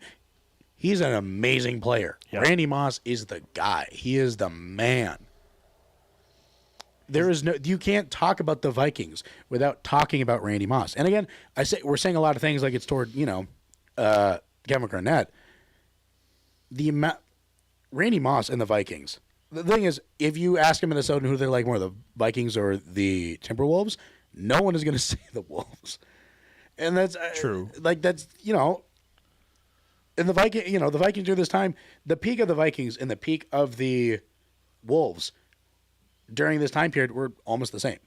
The 98 Vikings and the 03 Wolves. Yeah. They're very similar. But you just feel it. I can't describe it, but Randy is just... Oh, Randy. You can't say no to the guy. So, I got, you already know. It's Randy Moss. He's going S tier. He's going S tier. This will not be argued. Let's go to another wild player here. Let's go to Suter. Suter. Okay. Let's go to Ryan Suter. He was he was a lot more productive than Parisi. Correct. I'd put him in C tier. Agree. Wow, we're on the same wavelength. Yeah, we're on the same. We're on the same wavelength. Each other. We're on this. We're on this shit right now. See, I feel like it's fair.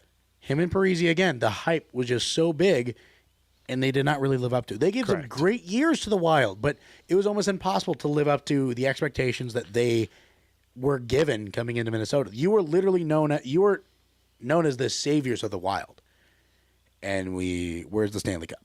Correct. Not there. Great players, Parisi and Suter. Suter, we got a lot more out of him. Parisi, we're injured a lot, but I think that's kind of fitting. I think it's fair. Alrighty. So this one, Jack Morris. Ooh, this one's tough. My thing is, he's not. I'm gonna say this right off the bat. He's not S tier. The reason being, only 1 year in Minnesota. Yes, it was World Series. Yes, he's from Minnesota. But just 1 year, are we going to give him no? I can't do that. I would probably say A tier because of how. Wow. Because of how. Here's my reasoning. Because that 91 World Series, Game 7, 10 shutout innings, amazing. That is one of the best World Series sports playoff performances ever. He's born in Minnesota, raised in Minnesota, Minnesota kid. St. Paul native? Yep. I think he's St. Paul. St. Paul kid. It's just hard to not. And I would put, again, it's a lot to say, but that 91 World Series is one of the classic best World Series of all time in the MLB. Classically one of the best, one of the most highest rated True. World Series. That's where I would put him. I would put him at A just for that. Just for that. I want to go lower. That's fine. What do you think? I'm between a C and a B. I'm thinking more C because he only had that 1 year with the Twins. Yeah, it was a phenomenal year, and he helped us with the world title, but just 1 year. But the thing is how iconic. How iconic? How iconic is the that? The moment was iconic. That's the thing, though. It's like, it's so hard. Like, I'm okay putting him in B tier. But I'll give you B if we want to. Because if I'm at A and you're at B, if you're at C, then I think that's fair. Yeah. Next up on the list, Kevin Love. Kevin fucking Love. Now, Kevin had some great years with the Wolves. He was a amazing player, all-star. He's either a C or a B for me, maybe. I'm going to go a D. A D. But I don't watch basketball that much, so it's really hard. I think a C is fair. I overall, if I'm at like almost a B or at a D, I think a C is fair. He, like, again, great player, nothing that changed the culture. Nothing that you're like, And again, think about it here. He wasn't even here really that long. But No. the thing is, he's still one of the greatest Wolves of all time, which is, again, the Wolves have not Still been around playing. that long. They have not been around that long. Yeah. All right, let's continue on to the list. Fran Tarkenton. The great Fran Tarkenton. The great Fran. Fran the Man Tarkenton. He got us to what? 4? Is it 4 Super Bowls? 4 Super Bowls. He really was the first running quarterback. Running quarterback. He could throw the ball. He could run the ball. He could do what he could do what he wanted to. Fran the Man was the man. I'd put him in A tier. I would go A as well too. Yeah, he's a generational, and he gave us a lot of great moments. But the main thing, did he get us a world championship? He's a great player, absolutely amazing player. I have nothing against him. You can say the same about you can say the same about Randy Moss. Did he give us a championship? No, but he gave us. He revolutionized the wide receiver position. That's different. And I guess you can say the same for Fran too. He revolutionized. But also, we didn't really get running quarterbacks till like 10 years. Yeah, no, since Michael Vick. Well, I guess you can go back to like yeah. you can go back to like Randall Cunningham. So back in the early '90s, But like, I think we're fair here. I think it's fair to have him there. And again, we're saying A tier. That's not bad. A tier is literally the top of the top. It's not the icing on top. That's all it is. That's all I'm saying. They're like the second layer of a taco dip. We'll do another Viking here. Adrian Peterson. Ooh, AP. Now, this is a tough one for me. This is a very tough one because the thing is, he is one of the greatest running backs of all time. Okay. Like, that's undisputed, being one of the best running backs of all time. That is undisputed. But I don't think I can put him in S tier. That's tough, too. I don't think I can put him there. I think I could, like, top of A tier, the very top of A tier. Like, I'd put him like right here. If I can do it. That works. I'd put him right between KG and Fran. That's where I would. I would probably put him in the same spot. Put him in A. He honestly, he didn't really revolutionize like the running back position, but he was just so good. He was so damn good, and he came back from his injury. I'm not talking about his things he did off the field. That doesn't count. We're talking about what they did on legacy. the field. Yeah, just strictly on the field legacy. And the thing is about, though, AP, you could also say the same thing. And yeah, if you gave any of these players a chance, if you don't, if this team doesn't give you a chance, you're not going to do good. If the Vikings had competent quarterbacking during these times, Christian Ponder wasn't great. If the Vikings had competent quarterbacking for in the years that he doesn't have Tavares Jackson, rest in peace, T-Jack, and Christian Ponder and Donovan McNabb and all the fucking in between outside, would he be where he is? Would he get the rock as much? It's Probably a hard not. question. I don't think he would have got the rock as much. He is still an amazing running back. He could play in the NFL today. Probably will get a contract if someone needs a running back. Yeah, but I think we're fine there at A tier. Okay, yeah, I'll leave him in A. This one right here, I'm going to tell you right now, it's a shocking thing, but I think his impact has really brought him up to an S tier. And I think Jesse talked about it earlier. Kirill Kaprizov. Wow. I understand. Wow. I understand. Kirill Kaprizov, he's been here 2 years, but look at what he's done in 2 years. Look at what he has done. He did in 2 years what Suter and Parisi tried to do. Like, not just going to the playoffs, but the culture. I get it. The culture. Like, Kirill Kaprizov changed hockey. I will say this, changed wild hockey. Changed the game to his style. True. He literally changed it to his style. I think the thing is, yes, is he young? Yes. Yes, are the wild young? Yes. We are going to look back and will he? I put him in an S. You think he's an S? If some people don't put him at an S, that's fine. He's going to be there in 5-10 years anyways. I'll tell you this right now. He doesn't belong as an S. Has he changed the dynamic of his position? So the thing is, again, that's not what we're saying here. No, I understand. We're talking about Minnesota legend. We're talking about I get it. I get it. But for me, this tier, they need to be like the absolute best. They need to like revolution. They need to win. I mean, if they can win, despite the only one out here that I really don't see has not won a championship would have been Randy Moss and Randy Moss, Maurer, Killebrew, Garnett. But still, but the three out of the four we already have there haven't won a ship. But anyways, their careers are done. Yeah, with Kirill, I think he's a C. He's so young still. Yes. So young still. I don't think that he belongs up as an S. I think he belongs in the C because he hasn't. Yeah, he has shown us the greatness. Yeah, he's broken all his records for the Wild. But I want to see what they do long term. Long term, what is he going to show? As of now, he belongs as a C. I would not put him in a C. I can't put him that low. There's no part of me that will put him that low. He's done way too much in the 2. Yeah, it's only been 2 years. He's done way too much in those 2 years. I don't know. Where you want to put him for this one? The thing is, he's not. You know what? I'm fine not putting him in S, but he's not going down to a C. Okay, we got to meet in the middle then. It's A and B. Rock, paper, scissors? I can't rock, paper, scissors. This is too important. The thing is, I'm okay if you put him as a B, but I don't like him as a B. But if you want to put him as a B, you can. Why are you so against him being a B though?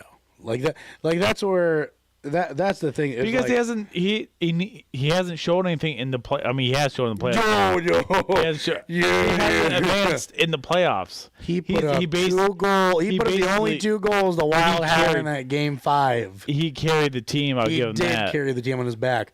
We're not talking about ships here because this is Minnesota. I get it, but no, they need to be.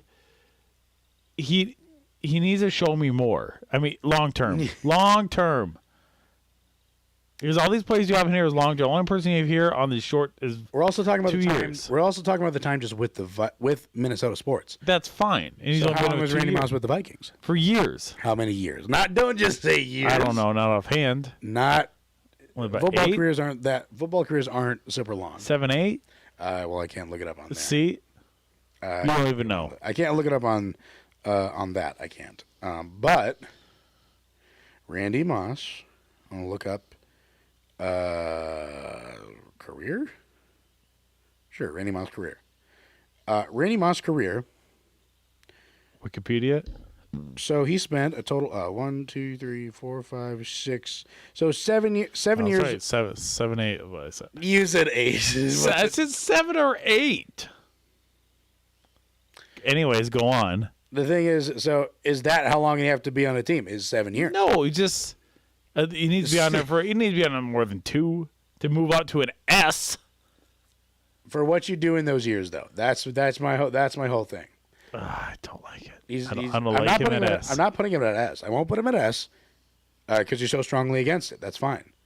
But the thing is, there's a spot right here for him. You want to put him A so bad. I do. Oh, I really do. Fine. Fuck it. I'll give you an S, but it's under protest. No, he's not going to S. No, I meant A. Sorry. Yeah, I was going to say. Put him at A, but it's under protest. You can put it under protest. You can put it under protest all you want. Bert Blyleven, B. Yeah, I'll give you B. I think that's just fair. That's Bert's great and funny and all, but the thing is, he won us a championship too. But it's again, Bert Blyleven was a great player, but also he spent a lot of time with other teams too. He's kind of a whore. Well, he's also gave up a shitload of home runs because his curveball just goes bloop, right in the zone. Great player, iconic player, but I think overall in the scheme, I think B is a fair fit because it wasn't really. Bert was a great player. He's not the guy you came to see. True.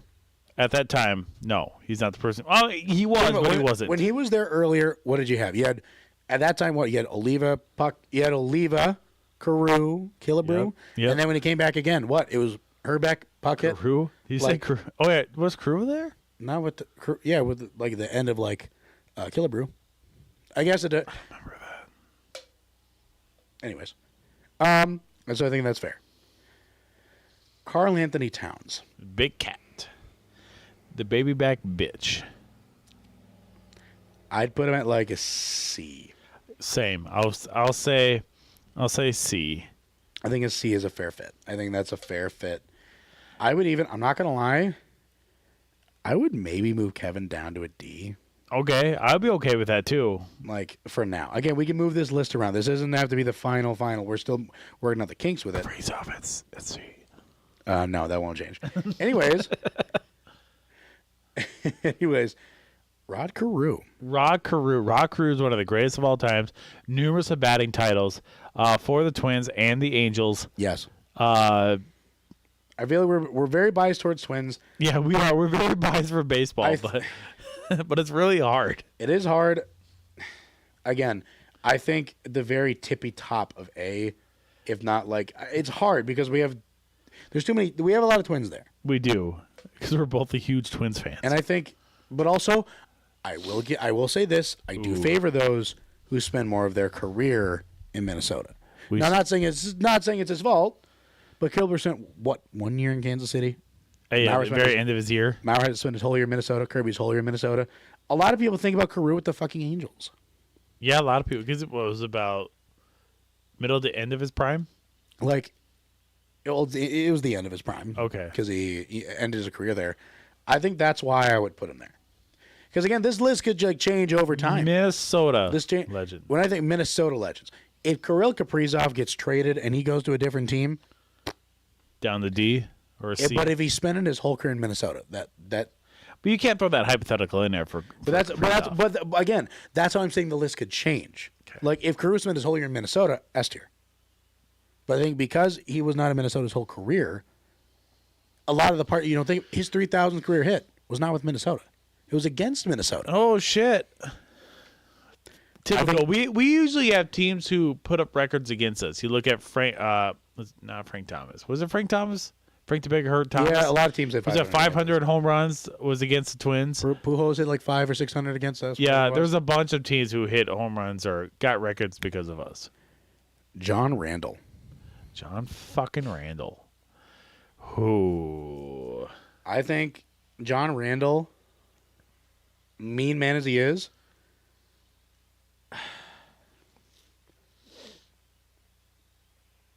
I think B. That's tough. I think it's tough. Super tough. But because there's another Viking coming up that's going to be higher than him. I think B is fair. Yeah, I disagree. I actually go up higher. I think he's an A. And that's fine. Therefore, for the size he was and for where he came from and all the shit he's gone through. Minnesota. I get that. You need to keep that in your mind. Keep that Minnesota needs to be in your mind. When you post this on Facebook or any social media, you make sure you specify what you want to say, because if you don't say it right, they will fucking bombard you like what happens in our beer list. Good. Any publicity is good publicity. You're not wrong with that. Anyways, my thing is I'd put him at the top of B, bottom A, but we have a lot of people at A, and I think we're going to have at least one more, if not two more at A. Okay, we'll go to B. Like, again, this is preliminary. We could change this as we go along. Alan Page. Alan Page is a fucking legend. He won an MVP. Purple People Eater. Purple People Eaters. There's not very many MVP defensive people. I think, again, it's either S or A. There is not many guys at all who have won an MVP as a defensive player. I'll give you S because of that reason. And also, think about it. The only other thing you could consider, the only other things that are with the Purple People Eaters are like what? The what is it? The Steel Curtain. Correct. The Legion of Boom. But that's also a secondary, not even the line. Yeah. And like, can you think of others that are like, like as iconic those groups? Not a player, but like a group. And he was the focal point of that. True. So I think that's fair. Next one we have here. We have a lot of wild players here. Let's get through the rest of the wild ones here. Marian Gaborik. Marian fucking Gaborik. A great legend, as we heard from Jessie earlier, one of her favorites. I want to say he's between a B and A. Really? You don't think so? No. I'd put him at a C. Put him at a C. I would put him at a C because, again, Minnesota. Yes, he did put up a lot of records for Minnesota. And you want to know who broke them? Your boy. Mm-hmm. And Gaborik did those in a short amount of years. Gaborik didn't he spend most of his career outside of Minnesota? Yeah, with the Kings, I think. He spent a lot of times with the Kings and the Rangers. I'd put him at a C. That's right. Deal with the Rangers. I forgot about that. I loved Gaborik, but I would personally say C. Because, again, we can move it around too. But also, the other guy, I'm also going to be a little like, okay, what do we do here? But for now, do you mind putting him in a C? Yeah, I'm at a C for now. For now. Next one, Mikko Koivu. Ooh. Now, again, I'm talking about like Minnesota, like Mikko Koivu. Did Koivu play for another team at the end of his career? Because it felt like he did. He played for Columbus. That's what it was. But he didn't play there full year. Okay. Minnesota. He was basically Minnesota his whole career. Yep. So it's hard to put him there. It's hard too. It's hard with Koivu too. I think the fairest thing to do with Koivu, because of his longevity with the team and how iconic he is with the Wild, I put him at a B. Put him at a B. I put him at a B. Again, B or C is a low B or a high C for me. I think might as well, we'll stick him in the end of B. The end of B. Chris Carter. CC. The big CC. I want to say he's probably a B. Probably a B. Yeah, with a B with him. He was, that's fair. He was in a way second fiddle to Randy Moss. I can agree with that. I mean, again, he is one of the an amazing great player, wide receiver, great hands. He's not Randy. Last player that we have on this list. And again, I'm going to stress this. There was a 6-player cap for each team. So if you think there should have been someone else, let us know. Otherwise, shut it. Nicholas Backstrom. Now. Pre-injury or disease or what the fuck you want to call it? Again, it's hard to say, but let me read you off a couple stats. Okay, hit me. He has the most games played for a goalie with the Wild. He has the most wins with the Wild. He has the most shutouts with the Wild. The most time with the Wild. When he came on the scene, he was hot shit. Okay. That being said, it's between a B or a C. I'll go with C. I think that's fair. And I think that's fair. Okay. So, as the list is, as we have it now, our S tiers. Mauer, Puckett, Killebrew, Moss, Alan Page. A tier. Kevin Garnett, Adrian Peterson, Fran Tarkenton, Kirill, and Rod Carew. B tier. John Randall, Jack Morris, Bert Blyleven, Chris Carter, and Mikko Koivu. Mikko. C tier. Suter, Cat, Gaborik, Backstrom. Tough choices. Tough. And then D tier, Breezy and Love. Makes sense. Now, let's arrange. We can arrange really quick. I don't want to spend too much more time on this, so we can, end the show properly. But If we were to range the S tier, who would you put at the very first? Moss. Moss above everyone. Moss and Page. Above Puckett, Killebrew, and Mauer? I would. Killer be tough. I think Killer be 3. I don't know. Minnesota iconic. If I'm putting it above everything else, there's one man on this list. Well, there's 3 technically, but there's really one man at the S tier who got the ship. Who's that? Kirby. Kirby. That's right. Yeah, everybody else has been close. I will get ahead of Mauer. Damn it. I put Moss right behind Puckett. Get Mauer back here. I think I'd do it like that. Okay. So for the S tier, you're going Puckett, Moss, Killer, Page, and Mauer. Okay. I think that's fair. All right. So remember, when you post this, I want you to post it. You read all the fucking hate comments that you get. I just won't read. I'll just post it. Why do I have to read it? Because I want you to read it. But I don't want to. Anyways, I'm okay with this list. I know there's only one thing you have to gripe about, but I'm not putting him at a C. That's not going to happen. I don't know. It's not going to happen. Not going to happen. Okay. I also, especially if by next year or the year after he has the most points in Wild history, come on. For sure. Then they'll move up. But also, the thing is, he's almost on the leaderboard after a second year. I get it. Again. So, this is our list that we have right now. We'll put this on Twitter so you can look at it yourself. Correct. Where? Beer Belly Sports. What? What's the... What do you... What? Nothing. Never mind.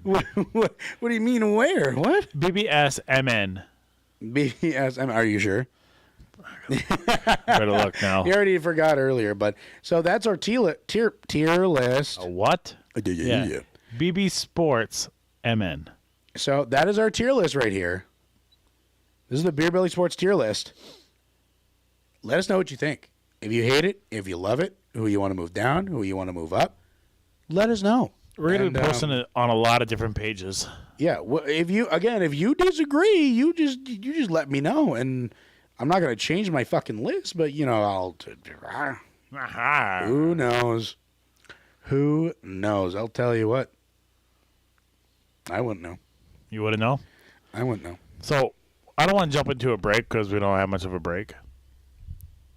Do you want to jump right into misconnections? I can stall for a little bit. Well, because I have to get I have to get stuff ready. Okay, I have to get stuff ready. What do you think? I could do a tiny break. No, I might as well just look it up now. Play some music. Play some. Sing something. Sing something, Matt. Oh, Canada. No. We were listening to that song earlier. It was our. Yeah, that's right. No, sing something different. I'm singing.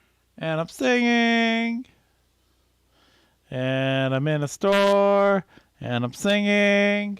Is that better? No? You're an awful fucking singer, you piece of fucking shit. You fucking inbred little fuck. I'm not inbred. That would hurt. Alrighty, do the fucking thing. You ready? Do the fucking thing. It's time now for Missed Connections with the Minnesota Dad.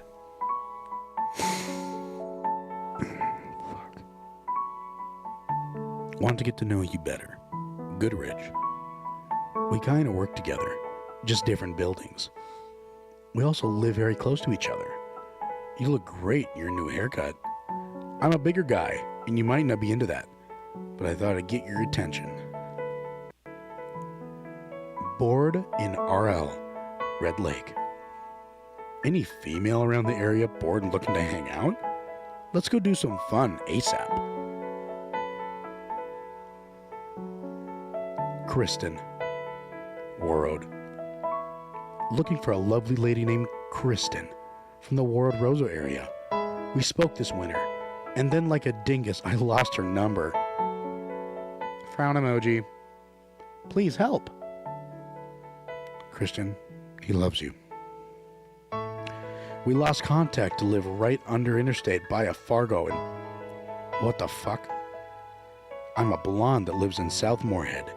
You picked me up in your blue race car and we went to your place and talked about your favorite band, Rush. Hit me up. Hell yeah, get some Rush going. Latina FedEx. Hey, you left too fast, but I forgot to get your contact information. Next time, watch out for the right green light. Looking for Tawny. She is approximately 28 years old. Responding via Craigslist, you remain anonymous. Grandpa looking for Grandma. Grand Forks. Any lonely grandmother out there needing a down-to-earth grandfather? Maybe go out to dinner, or just sit and watch the sunset, or someone to help out with the bills. Iron Ranger waitress. We made lots of eye contact last night and exchanged a bunch of smiles. You were very busy wrapping things up outside, and I didn't get to say goodbye. I wish you were our waitress last night. What happened last night? Bird Lady. We hung out a few times. Love to see you again. Lost your info. Guys Club Guy. You posted yesterday. We talked some. I still want to join the club. Hope to hear back from you. Clubs. Kind of club. Just a guy sending out appreciation. I'm just a taller, big gut guy that wants to say this. I really like the short ladies, and I'm under 5 foot. And the chubby ladies I see around town. You are all beautiful, and I appreciate seeing you around town. Maybe one day, I'll meet you all. Maybe I'll meet one to call my own from either body type. But until then, just have you all make my day. It's okay, man. Texting that was buddy. Weird. Oh, we got one more. Last one. Last one. Older gentleman would like to find a lady to text with from time to time. Would like a flirty lady just to text with. Just some good old relaxing texting time together. In subject line, put your age and name first. Hope to hear from you soon. Thanks, Sam Elliott. The banquet beer. Sometimes you want a Coors, but your wife took your underwear, and now you feel emasculated. You should read these as Sam Elliott. And then what do? You grab a Coors, the ice cold, the Rockies. Oh, yeah. You know that when the Rockies are blue, she's ready to brew. Genius. Yeah, that was my Sam Elliott impression. You should do him as Sam Elliott. That'd be fucking hilarious. Hey there, little lady. Looking for a guy to meet in parking lot. That sounds really creepy, but that's what makes it sound great. Hopefully don't mind beard. Ah, what a time to be alive. A time to be alive. We are alive, and we are alive. alive and well. Go Beavers. Go Beavs. And they did announce their captains as well, too. I'm a captain. Can you believe it? Nah, they did. You're not one of them, fortunately. What the fuck? The captains for your Bemidji State Beavers men's team this year is going to be number 4, Will Zamolki? Zamolik. Let me read it out. Let me read that shit out. Yeah. Number 7, Kyle Luft. Number 17, Ross Armour. And number 28, Elias Rosen. Nice. I love how you roll the R's on that. Beavers. Roll Beavers. Roll Beavers and have a nice cold Coors. You honestly get a golden light. Yeah, congratulations. Congratulations on that too. Yeah, I know, I'm pretty fucking cool. Dude, Jessie put us on her story. Oh my god. Yeah, oh my god. I saw that. Also, thank you to My Bemidji here in town. They gave us these sweet new hoodies and also the polo that I got. I mean, you didn't wear yours because you weren't with me at the event, but it's fine. Really, I wasn't? I don't remember that. Oh, I remember it. That's weird. You're a weird guy. You're a weird guy, too. So, yeah, Talk shit about me. Do whatever the fuck I want. So, next week, we are going to be at Hard Times. No, we're not. Oh, shit. That's 2 weeks from now. You keep 2 weeks from doing now. this. I'm sorry. Next week, we're going to have Wags on from 10K. He's going to join us. We try to get him on 2 or 3 other times, but he's always been busy. But he's not busy this time. Otherwise, Wags, I will find you and I will hunt you down. You son of a bitch. You think I'm joking. I don't care if my truck breaks down. I will walk and I will drag you. Nah. That sounds like a threat. I don't know. It is. So you better be there, Wags. You better be there, buddy. It sounds like you're going to kidnap him. You better be there, Wags. I will find you. Are you going to kidnap him? You better be there. You better be here, Wags. I will fucking find you. Okay. I just love 10K takes so much. I feel Asian. Me too, actually. I like that guy from 10K Takes who is Kirk Cousins. Jake. He's literally in my phone as Jake Cousins. Yeah, I know it's not the beginning. I know that's not his last name, but that's why I call him Jake Cousins. That's what they all say. Oh, okay. Anyways, well, that's gonna do it for us today. Thank you to the writers, producers, on-site engineer, others known as both of us. In the words of Red Green, keep her stick on the ice. Okay, bye. Watch out for deer.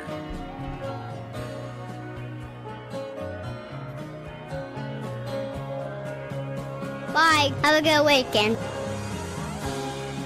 Bye. Have a great time. You like that? You like that? Well, see you later. We'll probably sit around and cook some soups and eat bread and desserts and just get all fat and sassy. Good morning, good afternoon, and good night, Minnesota!